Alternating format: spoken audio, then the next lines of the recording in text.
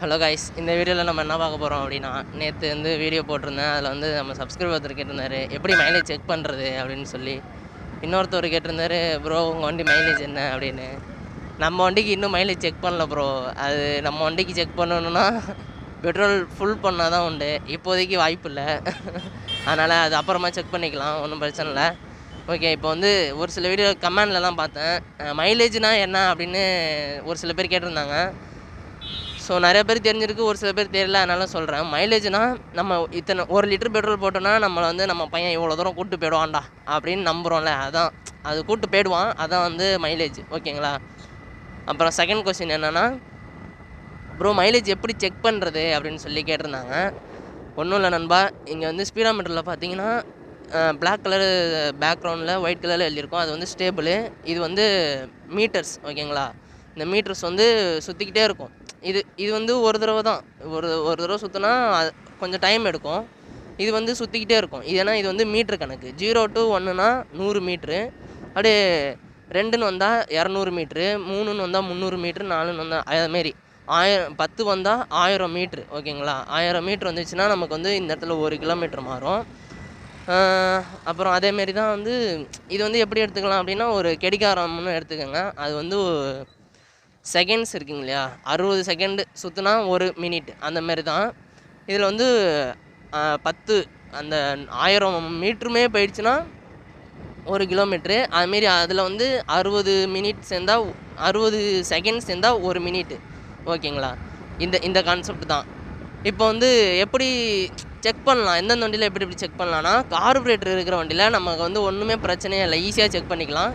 அதான் வந்து பெட்ரோலை ஃபுல் ட்ரை ஓட்டிக்கிட்டு, ஒரு பெட்ரோல் கேனை வாங்கி வச்சுக்கிட்டு ஓட்டிக்கிட்டு ட்ரை ஆனதுக்கப்புறம் ஊற்றிட்டு, அதுலேருந்து அப்போ ஊற்றுனதுக்கப்புறமா நம்ம வந்து ஸ்பீடோமீட்டர் ஒரு ஃபோட்டோ எடுத்துக்கிட்டு அப்படியே அது எவ்வளோ தூரம் போய் நிற்கிதோ அது வரைக்கும் நின்றுட்டு அங்கே ஒரு ஃபோட்டோ பிடிச்சி, இப்போ ஒரு 100ல் போகிறீங்க, 100 கிலோமீட்டரில் வந்து ஊற்றுறீங்க ஒரு லிட்டர் பெட்ரோல்னால், அது ஒரு 60 கிலோமீட்டர் போய் நின்றுச்சுன்னா ஓகே 60ன்னு நீங்கள் கணக்கு வச்சுக்கலாம். இப்போ வர வண்டி bs6 மாடலெல்லாம் வந்து கார்பரேட்டர் கிடையாது. இப்போ நம்ம வண்டிலையும் கார்பரேட்டர் கிடையாது. இப்படி கார்பரேட்டர் இல்லாத வண்டியில் வந்து ஃபியூல் இன்ஜெக்ஷன் தான் நமக்கு வந்து உள்ளே இருக்கும். ஓகேங்களா.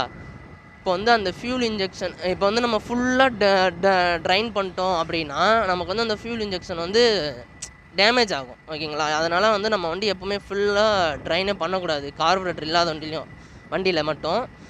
ஏன்னா அது வந்து அப்புறம் ஃபியூல் இன்ஜெக்ஷனே மாற்றுற மாதிரி கொண்டு போய் விட்ரும். அதனால் வந்து அந்த தப்பை யாரும் பண்ணிடாதீங்க.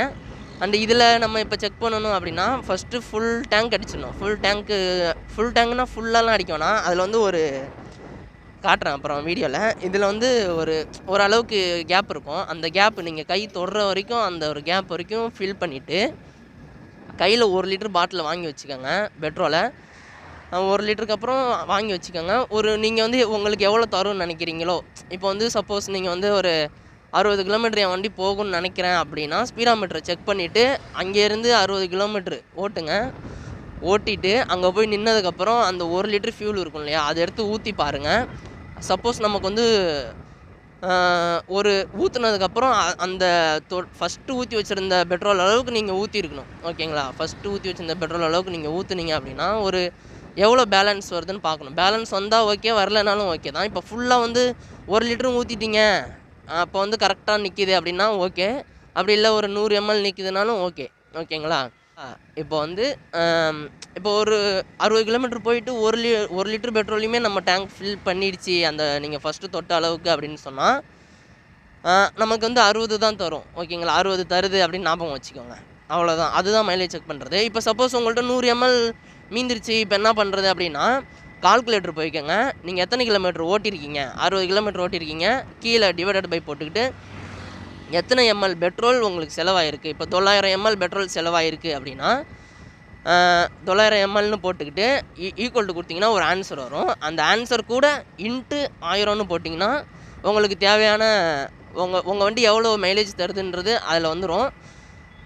ஸோ இப்படி தான் வந்து bs6ல் வந்து நம்ம வந்து மைலேஜ் செக் பண்ணணும். ஓகேங்களா.